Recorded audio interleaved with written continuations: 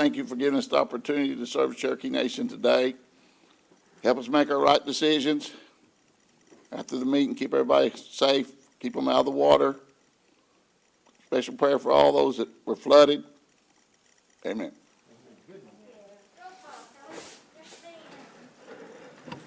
Janice Taylor. Here. Joe Deere. Keith Austin. Harley Buzzard. Joe Bird. Honey. Julia Coates.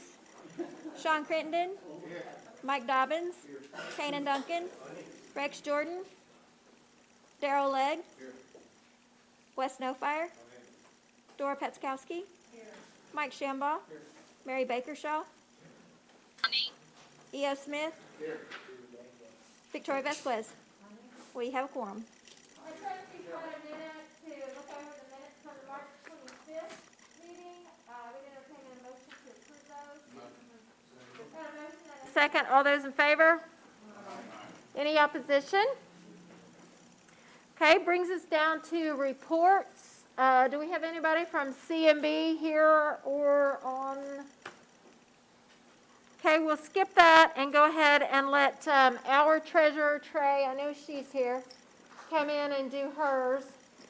And if somebody from CMB shows up, we will do them at a later time.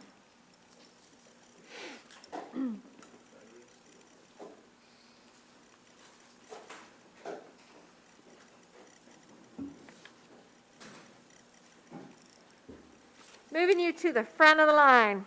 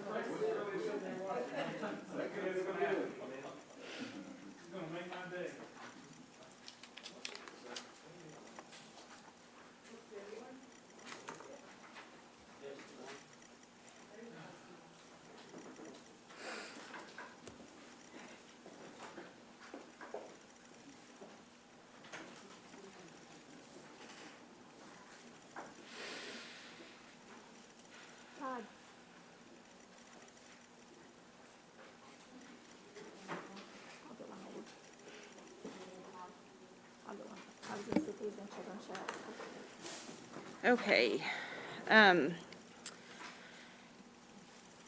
You guys have my report in front of you. So if there's any questions on that, I'd be happy to answer anything that you might have. This is just a question after on what the budget mods you just handed out, or no? We're question. No, it'd be budget mods, yeah. We can wait till we do budget mods. I just needed to hand that out. Okay, all right. So we're just taking questions over your report, I guess. Yeah. Okay. I had a question on not the report so much, but far as taxation in our reservation. I see that the creeks have been moving to try to do things with far as taxes go, and I believe you were appointed on taxation for our reservation and where we're going to be doing and trying to move forward with it. Did you say when or? Yeah, when. When. We've got some things in the works, talking with some attorneys. We want to make sure that every step we take, that we have absolutely no doubt in our minds that we are 100% in the right, but we're making moves there, and they'll be forthcoming shortly. Okay. I heard that if you're a creek and you went to Tulsa and went to shop at a Target, you could whip out your creek registration card and not have to pay sales tax there.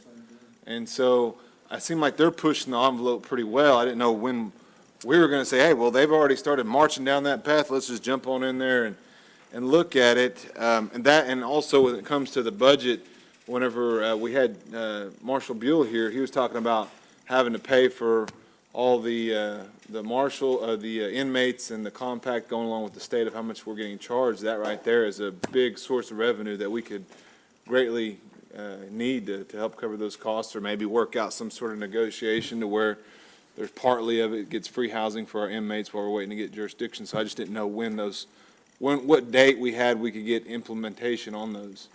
Yeah.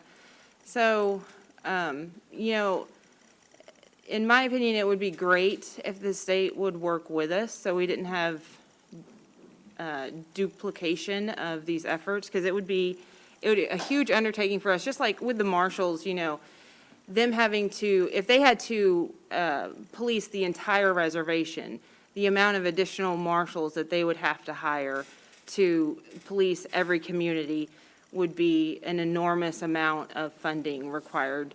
So if we had to set up an entire taxation system, that was the sales tax and, you know, that full system, the amount of auditors and tax revenue specialists and everything, and just the software, all that would be an enormous amount of money. We can do it. We would have to basically fund it with the revenue that we brought in. I really think that if the state of Oklahoma would work with us, that would probably be the greatest path forward, at least in the short term, while we work to make a longer-term plan. But that's not my realm to negotiate with the state right now. I do have a plan that I've put forth and have pitched some ideas, but like I said, we'll be making moves on that soon. Soon, okay. I just want to make sure that we're doing it, because I see the Yeah. creeks were doing it, and they're not having, I don't know, I guess, did they negotiate with the state, or they just stepped right in and started doing it? I'm not privy to their, Okay, all right, well, I just think we need to jump right on in there. That'd be my suggestion, to look at doing it, but I appreciate it. Thank you, Chair. I got a follow-up, Counselor. In Tulsa, you were talking about it. What they said, I went and bought some tires for the truck the other day, and they said they've added an exempt in when they do it on the computer for that CDIB card. So whether you're Creek, Osage, or whatever. And so when you tell them you're tax exempt, they think you're doing the other one, but just tell them no, you're tribal exempt. And there's a column on the bottom when they pull it up. So you can use that card now. Right, okay. So- That's done through just that company, or? No, I've Creek used Nation it, put I've used that it out at there. the gun shops, I've used it at tires, so pretty much in that area, I've been in Owasso Right. purchasing stuff, and I just ask them if they do it, and I haven't had anybody say no. Right. So Yeah, they're, I think they just added it to the bottom of that tax commission thing, right, so they did that over in Creek Nation. yeah. So I guess the thing is, when we're gonna do it here? Well, they're using my card now in Cherokee Nation, that's what I'm saying. They're in Cherokee Nation doing that. Yeah, So they're taking it on, the businesses are taking on their responsibility to do it there? yeah, so they just did it on their own, that's what I'm saying, in my district. Right, I know it works in my district. yeah, because it's interesting, because those sales tax being derived, that's municipality tax to pay for roads, infrastructure, police Yeah. officers, jails, it's derived through state tax. Yeah. Well, now you're exempt because you're tribal. Well, there's probably a fee there that needs to come back to us to house Yeah. our Indian people, so. But I'm just saying, I know it's on the very bottom of the list. I don't know, that's everything that's being Yeah. brought up into questions, because Creek Reservation seemed about like the only direction that they were going down through there doing it. There's not been anything over here in Tahlequah. I've not been able to see that when I bought a smoothie at Oasis the other day. I still had to pay taxes. But that's all I had, I was just Yeah. clarifying that is working over there. Over there, yeah, Yeah. okay. Well, that's what I was asking about, is when we're gonna start seeing some taxes back here, but appreciate it. That probably needs to be communicated with the mayor of the city when you say, Counselor Taylor. Yeah, roll out. So I am gonna look at the Oklahoma taxation and see if that exemption comes up. well, that's interesting what Counselor Interesting. Deere Yeah. said, if that's already Yeah, it's in interesting. place, but okay, thank you, Madam Chair. Okay, I got Mike Dobbins and then Counselor Dora. I see you. And did you have something, Crittenden? Think of something after these two talk. This is a follow-up, Treasurer. Does the Cherokee Treasurer's Office have a position on whether Cherokee citizens owe Oklahoma income taxes on the reservation at this moment? ooh, come on now, that's a trick. I don't know that I can answer that question. I think that's maybe, I have my own opinion as a previous practicing tax attorney. But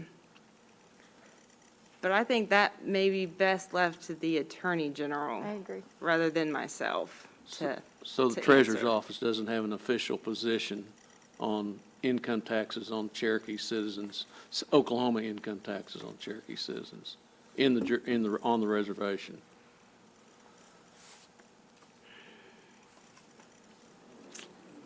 I think I should probably let the AG answer Okay. that. Very good, thank you. Yeah. Counselor Dora? Yes, so just thinking here about this tax discussion. If people aren't going to pay like income tax to the state of Oklahoma or sales tax to the state of Oklahoma, even if we're talking about an interim amount of time, both of those entities still need that money. We have roads to take care of and other responsibilities. Would that be your thinking? Would that be correct? I mean, I'm just saying that I don't think we need to be hog wild about the tax exemption because that money is still needed. I'm not fond of paying taxes, but I still do. Is that correct, thinking that? Yeah, I think it's correct. I think it's also too of looking at not trying to avoid taxes as much as trying to tax revenue to where we could start implementing, helping out with roads. I was just bringing up like you Yeah. heard Shannon Buell had a problem with inmates and housing. Mm-hmm. Well, there's taxes that we could be charging to either pay for it or go to the state and say, hey, we're gonna still charge a certain percentage to I Native agree with that. Americans, but you're gonna have to pay for our inmates. Something, there's negotiations Yeah. that's there. Right. So I agree Okay. with you, Counselor. Thank you. Thank you, Chief. Counselor Shambaugh? It's my understanding, a letter was sent to the Oklahoma Tax Commission in reference to that. It was a protest letter on the taxation of Native Americans. That's where it went. It was a protest letter to the Tax Commission. But as far as the inmates go, anytime you're using somebody else's facilities that have, they pay their workers to run that facility, and you compact out with them, I guess you're asking them to house your prisoners. I don't think we're going to be able to exercise any rights over what they do in their facility as it pertains to us. They are giving us the right to house prisoners at their facility. It's not our facility, it's theirs. So I think we're going to be very limited on what we can get from a facility that we contract with because it's theirs, it's not ours. And it's, they pay their workers and we don't, so, but that's just all I had. I knew you'd come through. Go ahead. Scared me a while ago. I thought she was gonna get me for something a long time ago. Well, you get me. Now, hey, Doc, I think I was on a call with the AG and I was asking those questions. You may already know this, but boy, it hit me good what she said. She just said, hey, I say go to your tax professional. Because like in Stillwell, we have some that are gung-ho and some that are not. And it's my understanding, I hadn't filed yet, but it's my understanding that they can let you do that if you're gonna, if you want to take that risk. And I think there's some fees involved with it. And some people said you could go back 3 years. But some CPAs are saying, by golly, let's do this. But has anybody, I haven't heard of anybody yet, and the guy that I've been talking to said that he hadn't seen a check yet. But maybe, that was a few weeks ago, but I kind of liked what the AG said about just leave it to your tax professional. We have the AG in the house. I'm going to go ahead and ask her to come in. Well, you cut me I off may when be you more- asked me to talk. I may be more inclined to talk if she's sitting next to me. Just kidding, thank you, Chair. Anytime Sean Critton to say something nice about me, it just summons me. I just.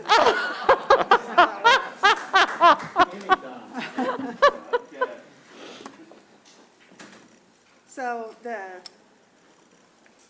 on the income tax, thank you. Yeah, on the income tax issues, certainly there's, the Supreme Court law is very clear in the previous cases that they've decided that if you live and work on your own tribe's reservation, that you're exempt from state income tax. But that has not been applied in Oklahoma yet. The Oklahoma Tax Commission is taking a hard line that you still owe taxes in Oklahoma. And even in the case the United States Supreme Court decided, they looked at the facts at that reservation, right, which was an Arizona reservation. What did the treaty say in that case? So there's going to have to be a new analysis done, I think, in Oklahoma. There's going to have to be a case that takes it its way up to the federal courts to do that analysis in the 5 tribes and say, are the rules going to be the same here as they are in other places? And Oklahoma Tax Commission's made it very clear that their position is you still owe state income tax. So I have never seen a single case of a person who got a big fat refund check who didn't live and work already on Indian country, what we would call the pre-migrant Indian country, right? Tribal trust and restricted land. So there's going to be a lot of cases about that. And everyone's tax situation is going to be a little bit different. There are people like, Treasurer Scott who works on her tribe's reservation but doesn't live on it. There are going to be people who have some income that derived on the reservation and some income that was derived off the reservation. And so everyone's going to have their own little things about their tax situation that will make it different. Or they may have other tax situations that arise that I can't even conceive of right now because it's complex anyway. How does this apply to my investment income that I earned? How does this apply to my small business that my non-Indian husband and I, an Indian, own together? I mean, there are lots of different issues like that are going to come up in people's tax situations. So I think that continues to be our stance. And the Office of the Attorney General website has a frequently asked questions tax document on it. So if there's ever, you can point constituents to that to say, this is what Cherokee Nation has to say about this topic, or what the AG's office has to say about this topic to date. And then we'll keep following the cases as they come up, and as the law changes, we'll certainly keep you updated on that. And there may be opportunities for the nation to weigh in as an amicus in some of these personal tax issues later. I don't know. We'll have to see how they shake out. One bit of advice that I heard recently at I think it was from the Oklahoma CPA organization, was that what taxpayers could do is go back 3 years and file their amended returns for the past 3 years, and that preserves their claim on the previous 3 years. They can go ahead and pay this year's because they will still have 3 years to go back and amend this year's return to request a refund for this year. And that way they won't get themselves into any type of situation where they have penalties or interest or fines for not paying this current year's while things are in flux. So that was a bit of advice that I had heard for those who are maybe a little less inclined to, really just go for it, or maybe more timid. What they could do is go ahead and file their amended returns for the previous 3 years. That preserves their claim on those previous 3 years, while preventing themselves from getting in a situation where they may owe fines for not paying this year's. Because I'm certain that everyone that I've spoken to who has filed for an exemption for this year has gotten an invoice from the tax commission saying we're declining it and this is the tax that you owe.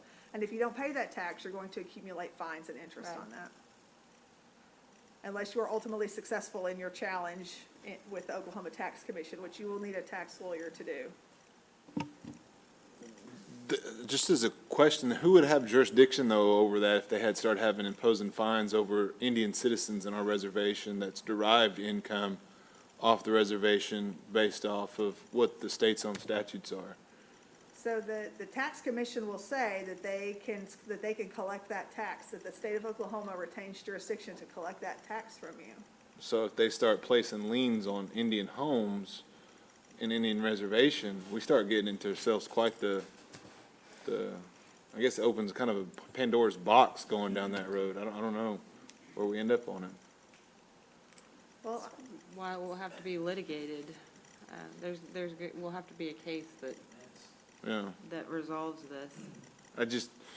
I guess I get concerned about all of our citizens and knowing where, I know we're legislators, we make the law, and you guys protect the citizens through those laws that we also create.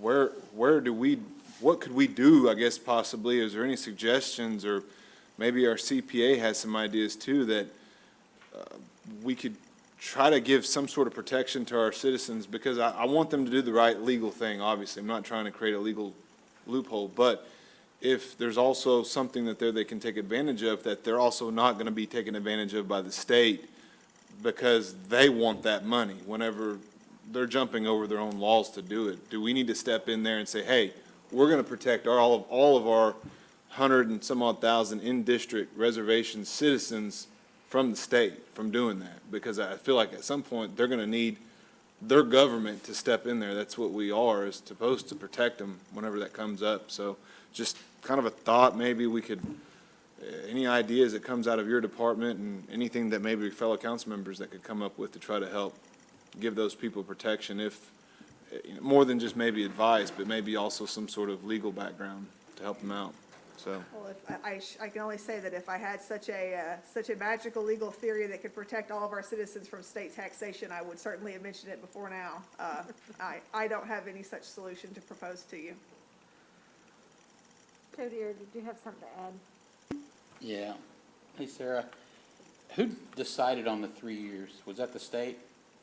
That's a function of state law. Okay, so would it need to be a federal case against the state to have them figure out, since we talk about the McGirt disestablishment, to go past the 3 years? Because since they put that 3 years into effect, to have somebody make that judgment on what they're doing. I'm certain that there are people who will bring that case, individuals who will bring that case to say, I think I'm entitled to more than 3 years' worth of refund from the state. Whether a court is going to say, someone who's been, paying state taxes their entire life, and we're going to somehow require the state to pay back 75 years of taxes paid in. I think that's going to be a tough sell to a court, that that the state has to refund that person 70, because that would obviously bankrupt the state. I mean, that would be the ultimate outcome of that. So on the legal side, I'm sure that challenge will be made. I think on the policy side, the courts are going to have to decide if there's some point at which there's a cutoff and you can't go back any further than that. And it will probably end up in federal court. That's what I was thinking, because it's going to take somebody to file a case to get somebody to make a judgment. Right. Well, there's lots of people Right. filing cases for sure. Right? Okay, that's what I needed. Thank you. Counselor Austin? One thing we all have to keep in mind is our citizenship as members of the state of Oklahoma has not been rescinded. We still are receiving services from the state of Oklahoma, and we have throughout our lifetime, be it our getting in-state tuition as colleges. Every Cherokee citizen in Oklahoma still receives those benefits. We still receive the benefits of the all state agencies. We receive Medicaid benefits. The various things that are state agencies, they have not rescinded that.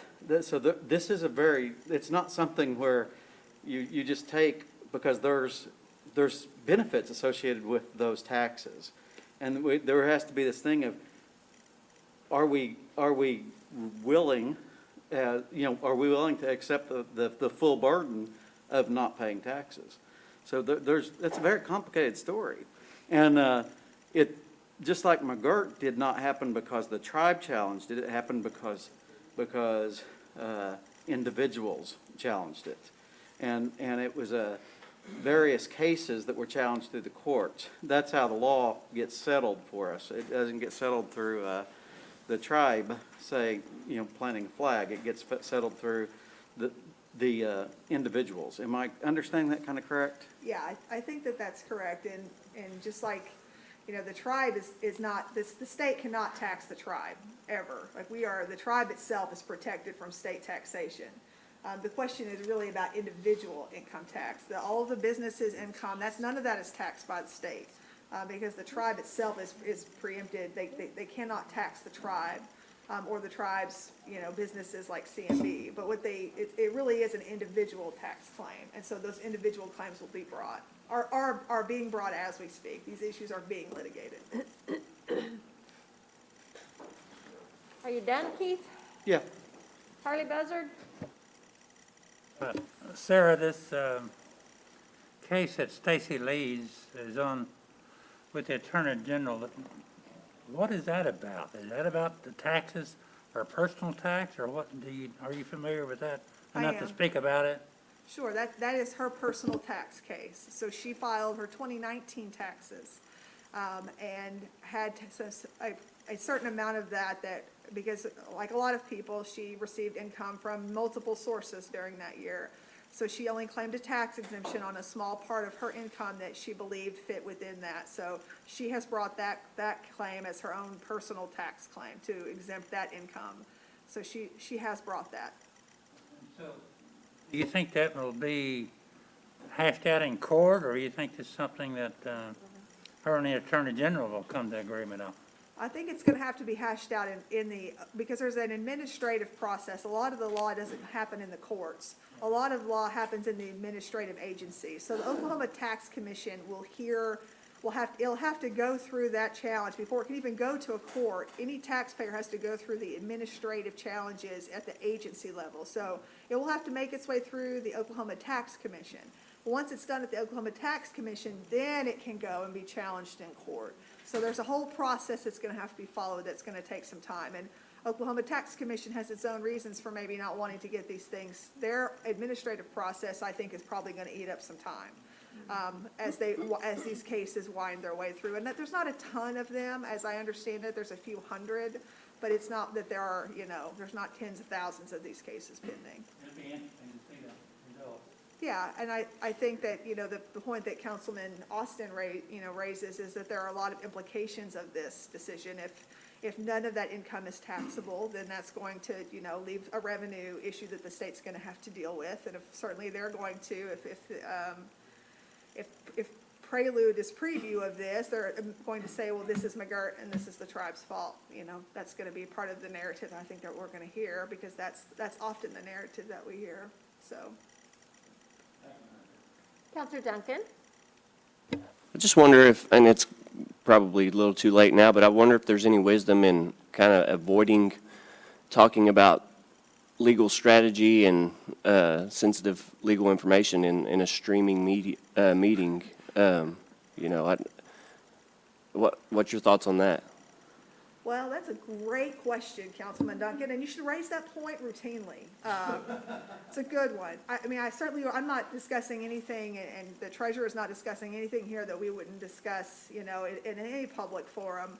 But certainly, and these are all issues that have been discussed a lot in Oklahoma amongst tax professionals, and I think, citizens obviously have questions. That's why we put up the FAQ on our website. So there'd be a pretty quick place for someone to get the basics of this issue, which is, yes, there's a reservation. Yes, there are potential tax implications for individual income tax.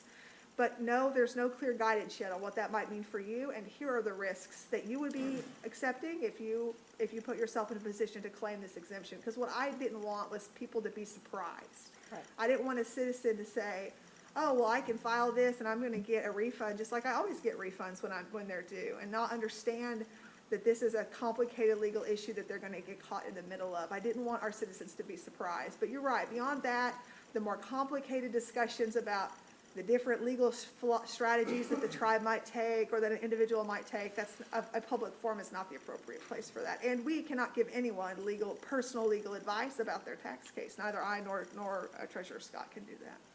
Well, yeah, and to that point, we can't only not do that in our official capacities, but we also can't do that because we don't know the specifics of each individual's circumstances.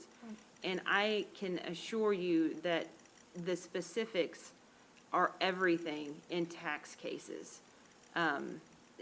the devil is absolutely in the detail in each and every tax case. So as a government, we can't say this is the answer, because there is not one answer for every citizen. So we can do the FAQs or this very general guidance, but by no means we can say, is this a black and white issue, and we can give a yes or no type answer. All right, Counselor Shambaugh. So this Chickasaw case, did they file something against, with the tax commission, or did they file a lawsuit or what? There's nothing Or the- pending, the Chickasaw Nation has not filed. I'm sorry, was it the Creeks or who was it? I'm not aware of any of the 5 tribes filing a tax case against the Oklahoma Tax Commission in any court. I know there was a protest to the tax commission, but I was just wondering if anybody had actually, any tribe had actually filed a lawsuit yet. Not to the best of my knowledge. Okay. There was an announcement that there had been a law firm retained by the Muskogee Creek Nation to look into tax issues, but there's been nothing filed to the best of my knowledge. Yeah, well, I read over that, and and the states talks about adjusting income unless 3 requirements, one being a tribal member, or you live and work on Indian land. Those are the 3 things that they were looking at, whether you were a tribal member and if you lived there and worked on the Indian land. So I think that's what the state has said is, they would do unless. So I don't know if it's something, if you guys look at it, that's what they're saying, that, you're taxable unless. So I'm not a lawyer, but I'm just saying, that's what I read. I know that may not be the intent of it, but that's what it says. So I appreciate you. Thank you. You may be thinking of the Chickasaw case from 1995. There was a Chickasaw v. Oklahoma Tax Commission case that went to the Supreme Court from 1995. No, I'm not. I was wondering if there was anything post-McGirt. Recent, no. Okay, that's what I was wondering I about. don't know of anything recent, but there was Yeah. We hear all kinds of things, so that's why I was just wondering. yeah. Okay. I think we'll move on from that. I appreciate you coming down, Attorney General Hill. Not a problem, anytime. Thank you. Does anybody have any questions over Trey Lena's just general report? Okay, we're going to move on, but if you would hang around to go over the budget mod with us. Okay. Trey Lena. Okay, hang on just one second. Counselor Dobbins. Trey Lena, last month, we had a discussion that you would look into how we could give the honor guard, color guard, a format where they could do their work and volunteerism without tax implications. Have you had time to work out a solution for that group? I think that Mr. Enlow said that he had a separate discussion with them that he was working with on, hey, there's an outside mic now. Yeah, That's amazing. wow. Go ahead, Todd. Madam Chair, if I may. I have been working with the AG's office, and we've been working with Commandant of that honor guard, color guard. And they are trying to get a meeting set up to finalize the tax preparation to get their 501c19 squared back away so they can get it reestablished with IRS. And then therefore reduces the tax implications for that entity. And then we can make our annual contribution without causing any tax liability on any individuals. So we're very close to having that completed. Okay, we're going to move on. I see that Chuck Garrett is on the call right now. Tell us something good, Chuck. Well, good afternoon. Thank you, Counselor. And I do have good things to tell you. I mean, March was an incredible month for us across the board at our Cherokee Federal Business Unit, setting records again for year-over-year performance.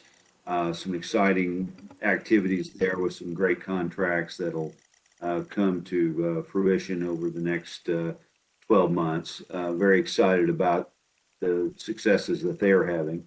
And our casino and gaming activities have improved substantially. March was a great month for us across the board. Of course, we're continuing to adhere to responsible hospitality, and that's that's putting some restrictions on our operations, as we all know.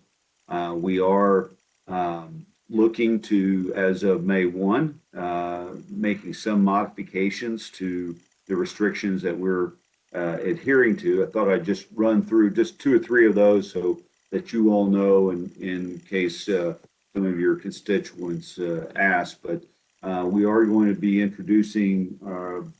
reintroducing our poker operations at West Siloam and Hard Rock. We're going to have 8 positions per game with plexiglass dividers so that we can ensure the safety of our patrons. Both at West Siloam and Catoosa, the smoke shop gaming areas will be reopened, and we are going to reintroduce some of the self-service beverage stations on our gaming floors, which have been closed for the last year.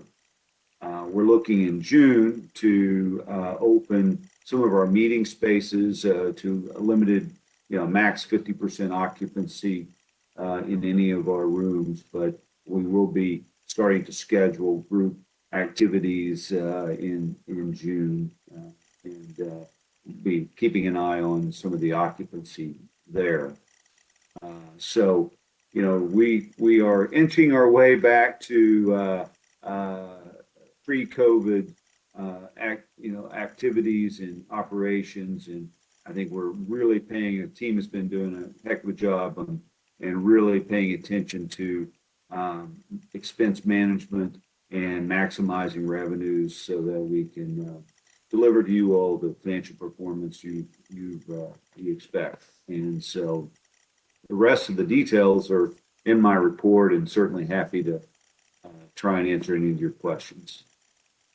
Does anybody have questions for our CEO?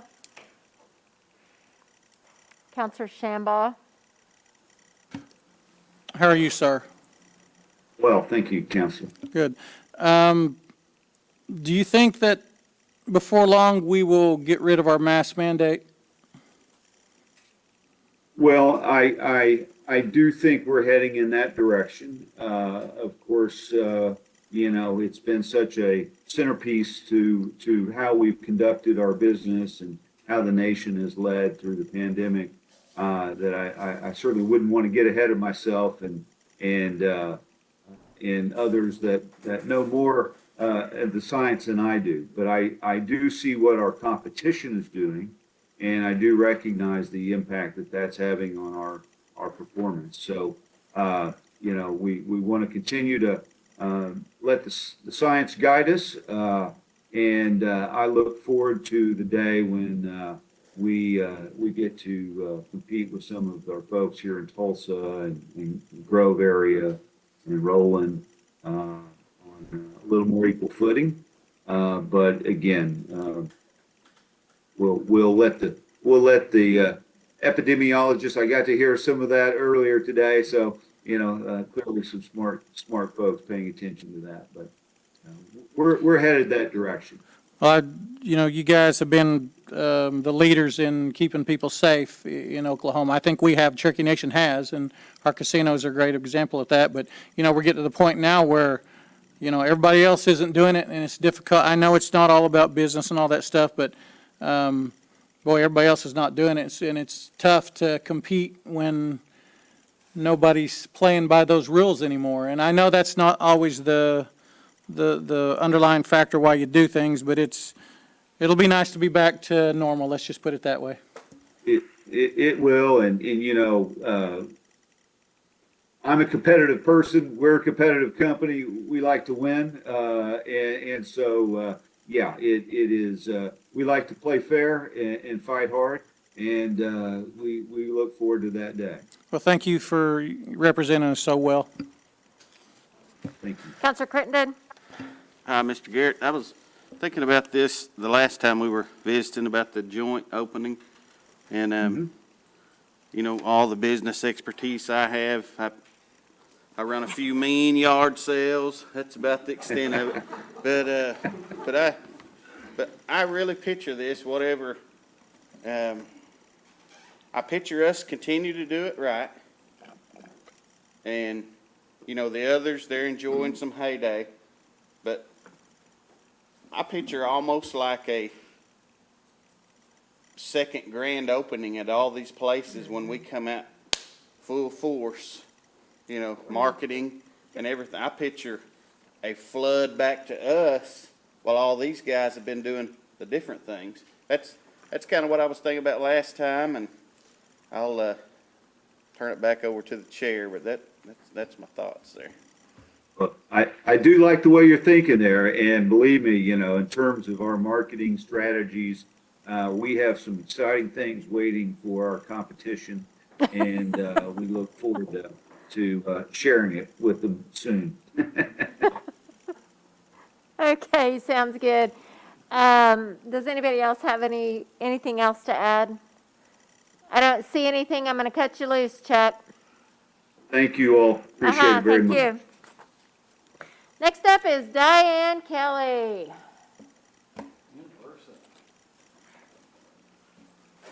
So glad to have you with us live and in person, Diane.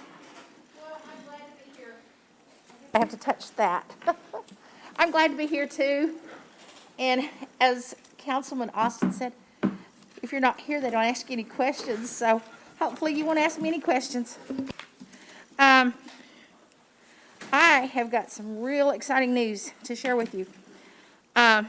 We have been busy working on our Department of Justice reentry program.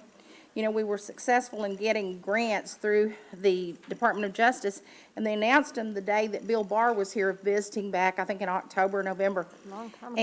And we haven't been able to spend them because of the indirect costs. So they have asked us to go ahead and look at it from planning, that we can go ahead and start charging those salaries. So anyway, we're kind of excited because it took them this long to decide that we could. So we're getting ready to do that. We met with the Attorney General's office, Sarah's staff, and it was a good meeting. We have adult reentry. We don't have the juvenile reentry. But I guess we're going to look at it, and Brenda Fitzgerald is going to be working with us on that to try to get that. So Matt will be getting some information out, and we're going to be working with the court systems, I think, on Tuesdays and Fridays.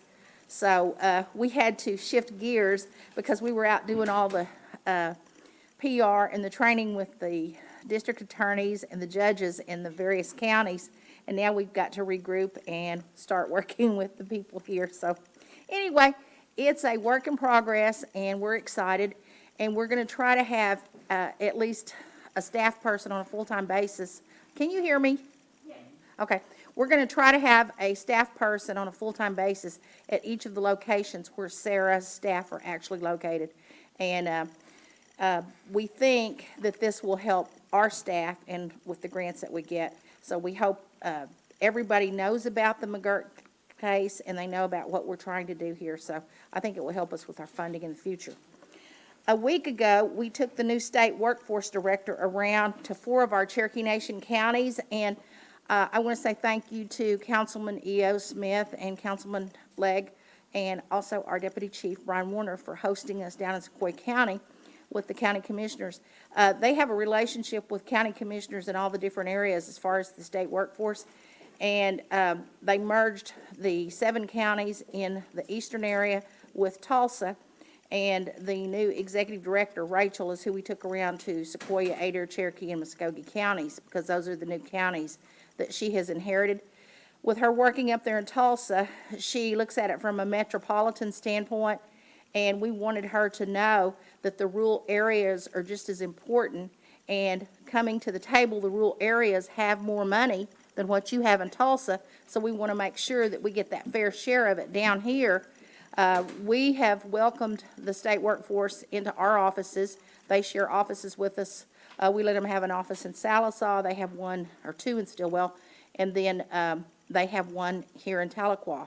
So we want to make sure that they understand that we're not the answer for everybody that walks in our door, but we can partner with them. And she was gracious enough to say that she would want to be included on everything that we're doing as far as economic development and any of the businesses that we're working with. So we always try to have a real good working relationship with those partners.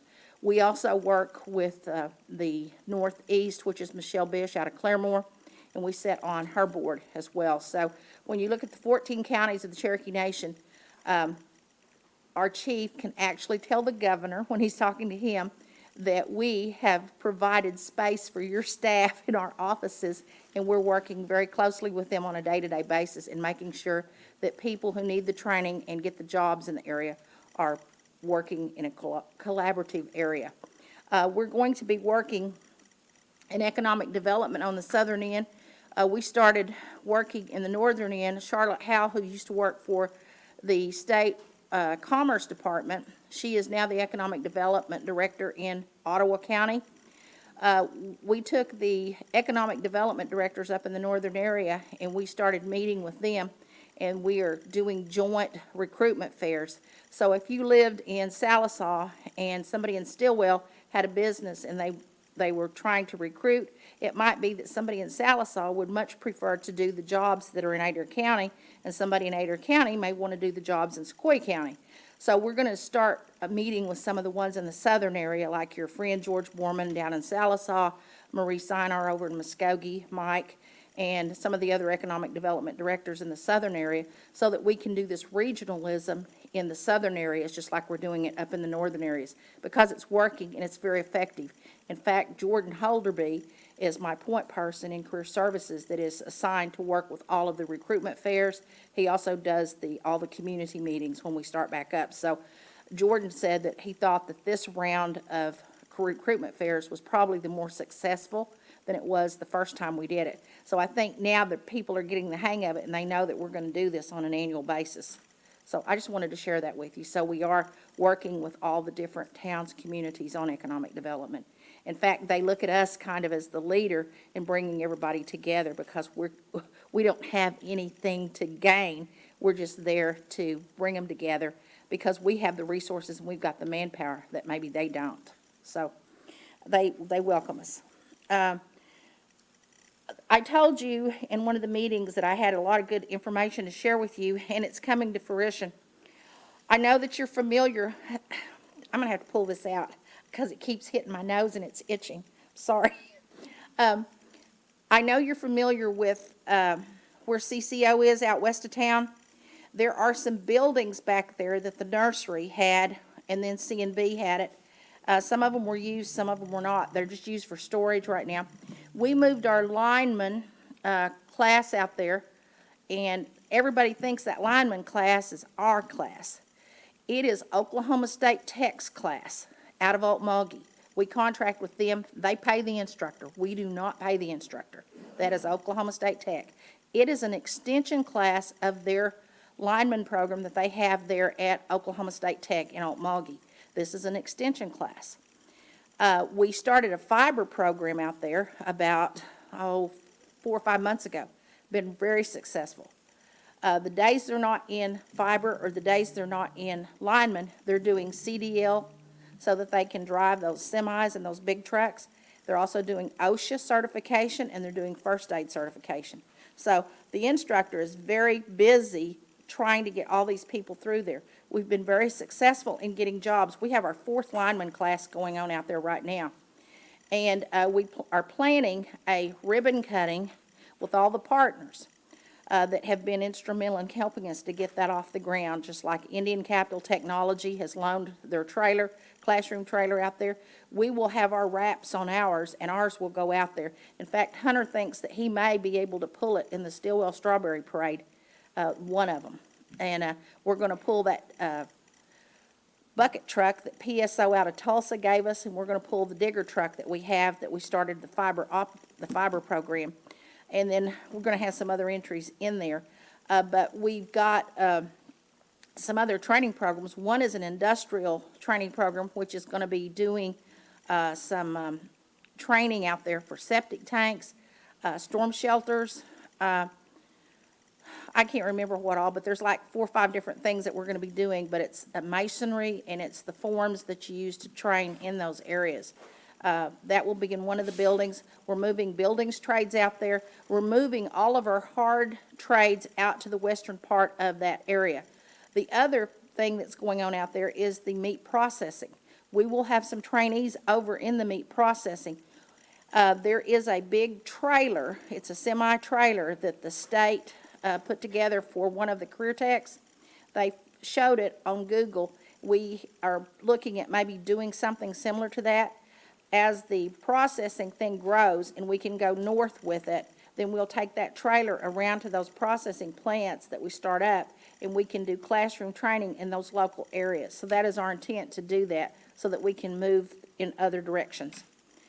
This is long-term. It's not going to happen overnight, but that is what we're doing, is trying to get those things going, because there is a need for those meat processing plants all over the 14 counties. We don't know if this pandemic's going to come back again. We don't know if we're going to have a shortage of meat like we have right now, but it takes somebody about 3 to 4 months to get on a schedule to get any kind of beef processed. So we're looking at that. We're looking at putting all of our soft trades up here at Southgate. So when we move buildings trades out, we are looking at putting a health program in up there in that building where they're located, along with the surge tech that's upstairs and our business tech. So we have a lot going on. We're very excited. We've got offices that, if you haven't seen the new one-stop center in Stillwell, I would invite all of you to come down for the ribbon cutting, which is next Friday, May the 7th. It'll be at 10 o'clock. It is a joint effort between Jennifer Kirby in Human Services and our Indian Child Welfare Program, Lou Stretch, and our department. The ribbon cutting will be at 10 o'clock, and we will have some snacks, but they're going to be come-and-go snacks. You'll just go through, pick them up, and you'll take them out with you. We are planning a ribbon cutting for Pryor. Janice, you need to go by and see that office. It looks great. We went and did the walkthrough last Tuesday. There's still a lot of work to do. They've still got the landscaping, the signage, our billboard, and the whiteboards, and some of the artwork is still being done. In fact, the artwork may have gone up today.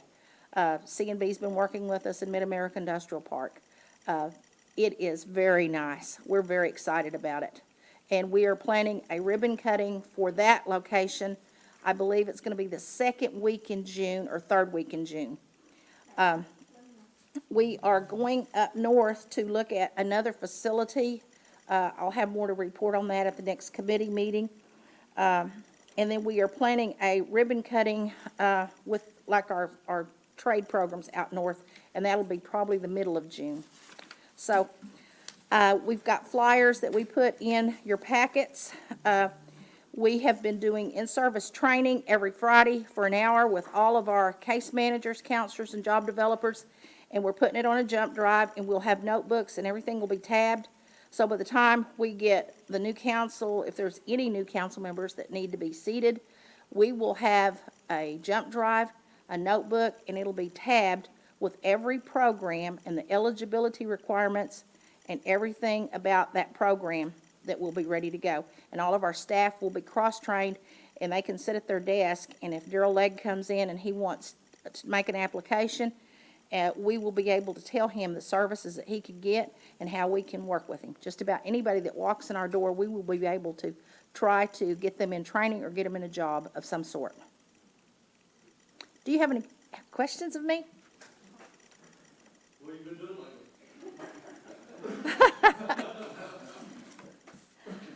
Enjoying life and enjoying my job. The juvenile reentry, is that like juvenile justice involved? Is that Yeah. like anybody in the? I was listening to Attorney General Hill's report, and I believe she said there was like 60-something juvenile cases that they had inherited.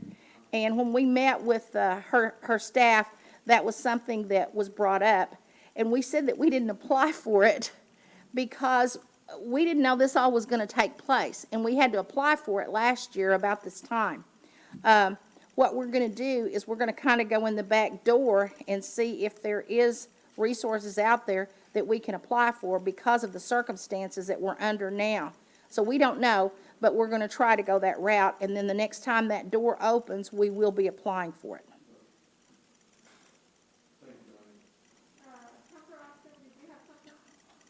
Yes.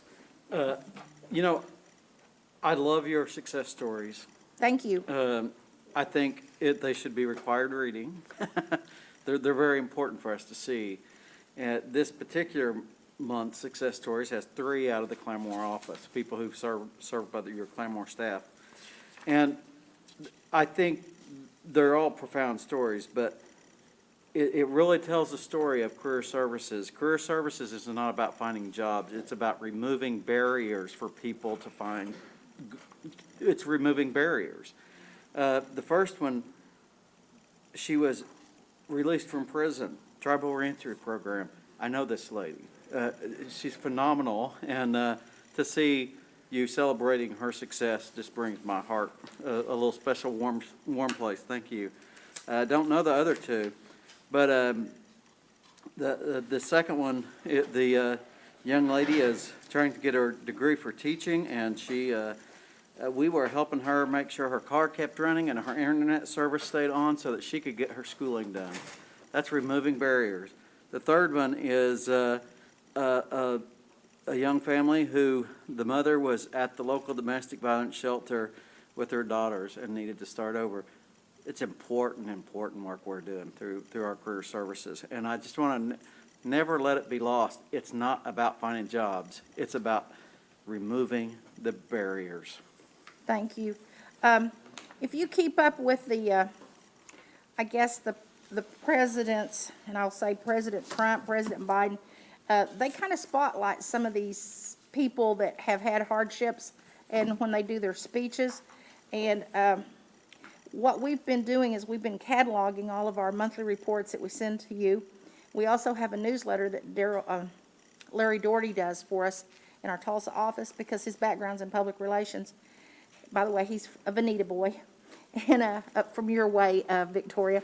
But Larry does a really good job of our quarterly newsletter, and we send those newsletters out to all of our participants. We have somewhere around 2,000 or more participants on our program, and they get that quarterly newsletter. They don't get your monthly reports unless they're featured.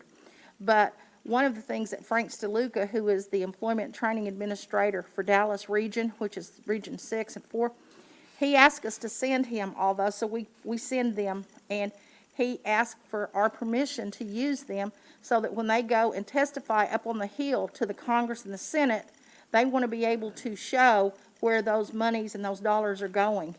And the project officers that we work with and we have meetings with on a daily basis said that they wish that the states would do more PR with the clients like we do. And they appreciate that. So we do this regularly, and we send it to the funding agencies, and they're using it when they go up there to get their allocation. And I think that's one of the reasons why we've been so successful when these grants come out on a competitive basis. We have a track record, and we can demonstrate and show where those dollars are going, and we have the testimonials. Well, this third story, literally, I see that as potentially saving people's lives, if you know the stories that go in and out of the domestic abuse shelter. And that's where this is more than jobs. It's really far more. I would like to share one thing that we are doing. We are putting a video together on our 477 programs, and it does have some testimonials in it, and those will be sent to the funding agencies. And we got a little bit of money to do that, and they're kind of excited about it. And we're doing another one. Michael Lynn, Andy Quitone, Willard, and I, and Deborah Lack, we're doing a video that centers around our roads program and the contractors that we work with. If you'll recall, Mike, Harley, some of the rest of y'all, we had a project up north that took, 2 or 3 years to get done. What we're trying to do is to let these contractors see how important it is to come to those pre-bid openings, to come to the bid openings, and quit sending just a representative, because there's a lot of information that's shared there. And if they would come and listen to those presentations that are made whenever those bids go out, I think that we wouldn't have all the change orders, and I think they would start meeting the timelines. but they also need to know that we do have a debarment committee in place that we can enact at any given time. And I've told a couple of the contractors that we're doing this, and we're going to be sending it out to all of the contractors that work with roads. So Michael may have mentioned it in his report, but we are going to be doing the videos the month of May, and then we hope to have that presentation ready to go maybe by the middle of July that we can send out to all those contractors. So it will help us to help them so that they can do a better job in meeting the deadlines and the timelines. Okay, does anybody have any questions or anything to add to this discussion? Okay, Diane, we'll let you go. Thank you, as always. Thank you. It's good to see everybody. Okay, that brings up Anna Knight.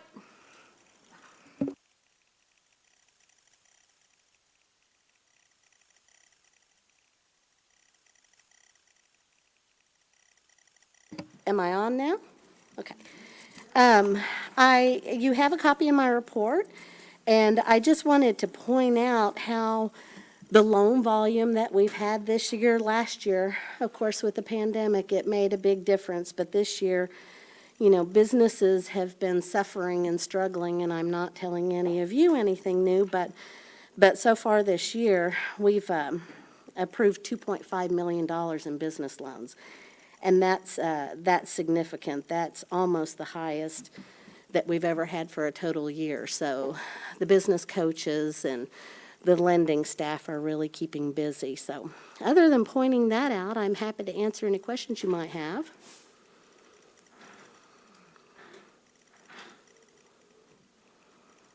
I love the way Diane wears you guys out before I get here. Okay, I think we're all good. The only question that I would have is, with the housing bubble that's kind of going on right now, are you seeing increases in your, interest in your mortgage readiness and that sort of thing? We are, and we're going to hold some limited socially distanced mortgage homebuyer classes in June, because we have some people that just can't do it online. But so we've had a lot more interest in that, and the MAP applications are coming in, and the iSave applications, so it's picking up. I figured it would be. Okay, that's all I have. I got one. Yes, go. Have you had a big increase in recreation-related businesses?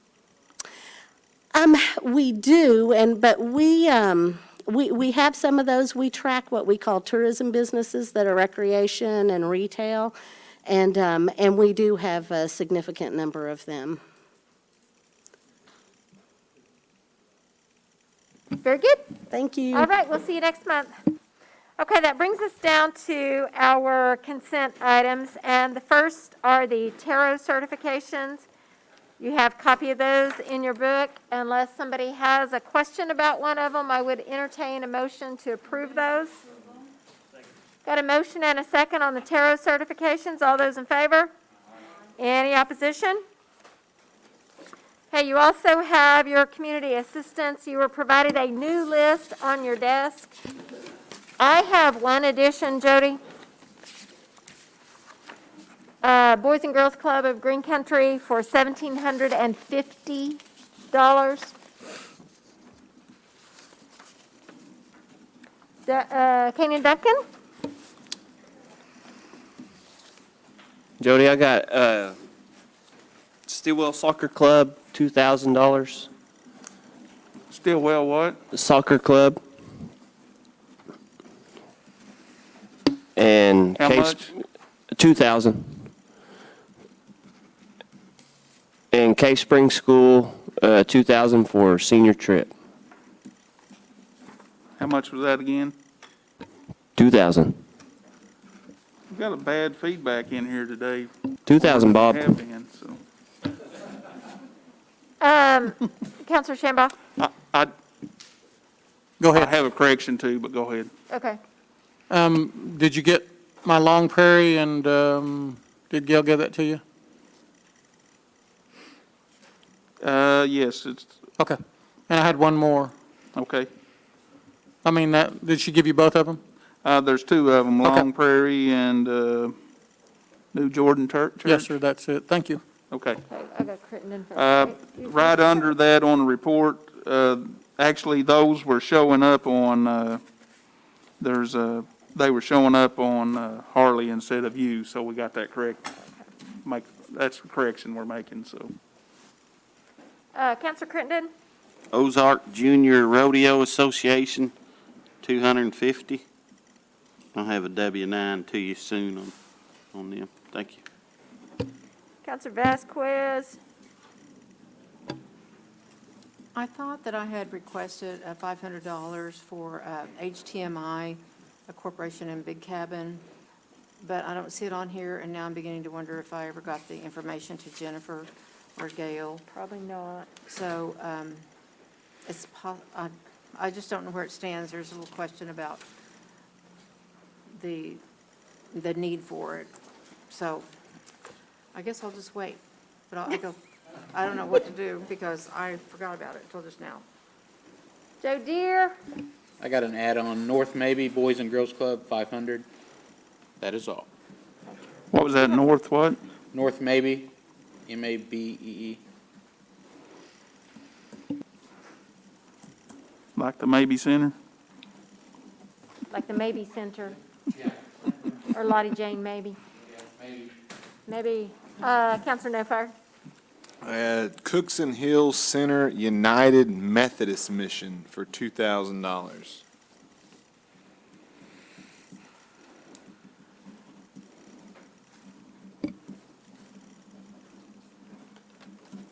Okay. Okay, is that all? That's it. Anybody notice how Rex Jordan always has his in line before he comes? Okay, let's, I need a motion, I think. Motion and a second to approve community assistance. All those in favor? Any opposition? It's with the changes that were made. Law enforcement, you also got a new list. Does anybody have any changes on that? Counselor Crittenden does. So this is a last minute deal. Kane and I would like to split ours, four agencies. Do you need me to do that math now, or can you do that math later? Or it's just our totals split between the 4 different agencies? Is that right? Okay, what are the agencies? Adair County Sheriff's Office, Stillwell City Police, Westville City Police, Watts City You want Police. to split all 4 of those equally, your total? Yeah, let's, Okay, that'll be fine. We'll do the math on it, so. Spend all your money. Okay.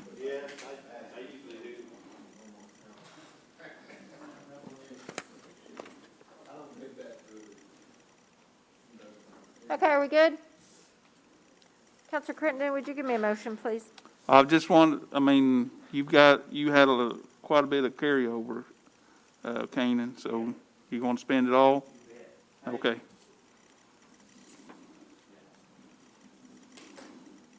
Okay. I have a motion. Can I have a second? All those in favor? Any opposition? Okay, your roads projects are in your book. Well, my goodness. Thanks, sir.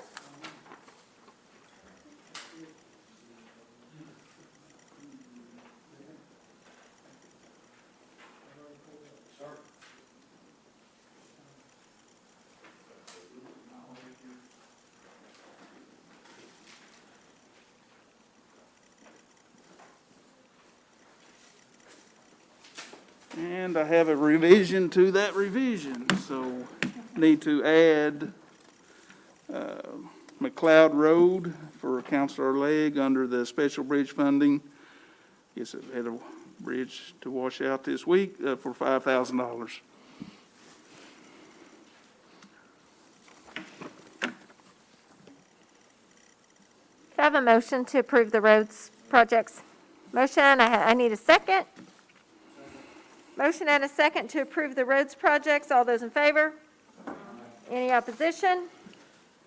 Okay, you got a new sports funding, sports teams, and there are a lot of them. Look over those, and somebody give me a motion, please. Got a motion and a second. All those in favor? Any opposition? Okay, there was one new livestock. Canaan, you want to give me a motion on that? Got a motion and a second on the livestock. All those in favor? Any opposition? And were the special projects, were they in our book or? Okay. Okay, we'll just have to look at those on our own. Okay, so that brings us, we don't have any old business. Our new business is this budget mod, and there is a substitution. So is Trey Lena still out there? Oh, I couldn't see her. She was behind the outside mic.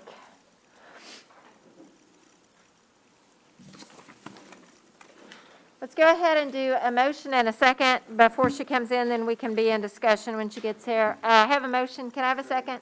Okay. So now we're in discussion.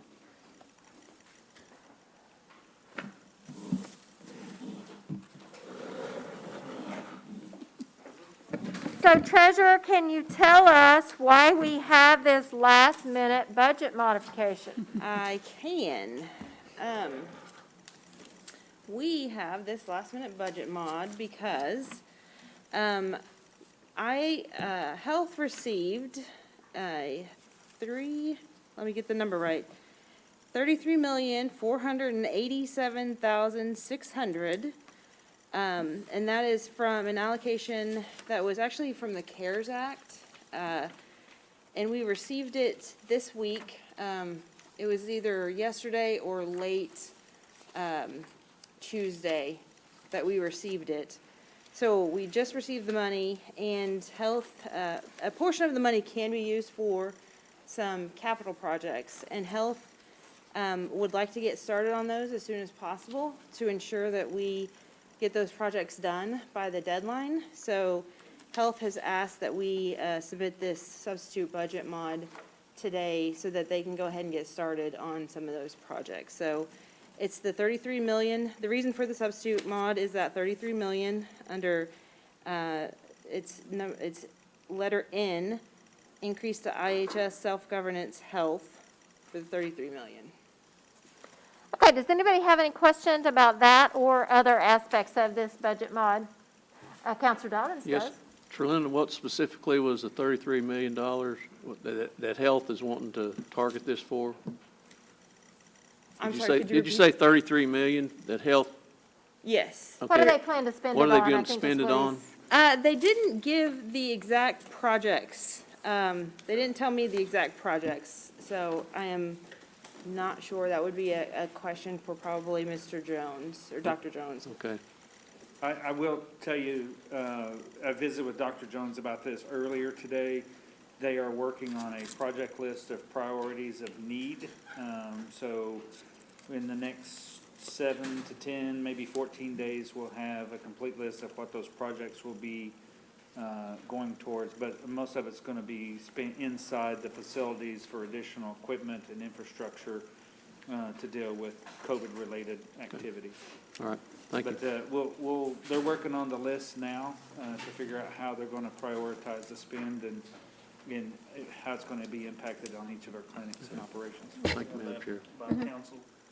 Might potentially have it by council. That's what I was going to ask. Would it be appropriate to discuss that and I'm looking at you, Jody, in the health meeting, possibly? This will be going to full council. Later on at night, so we might be able to talk about it in health. So Okay. we'll see if we can get it prepared and everything squared away. That would be, well, and we're off a week. I mean, we've moved that back to the 17th of May rather than the 10th, so they'll have a little bit more time. Yeah. So that would be awesome. Okay. Do you have a question? All I have is that we go over on the full council meeting, so we can pass it through here as kind of a temporary, but we'll get through the hash out of it in council, so. I mean, I will say that it is the federal funds, so while we have some discretion there, it does come with guidelines on how it has Sure. to be used. It's not wide open. Okay. All those in favor? Any opposition? Okay. It passes, so I need one more motion. All those in favor? Any opposition? We are adjourned. See you guys on the 17th.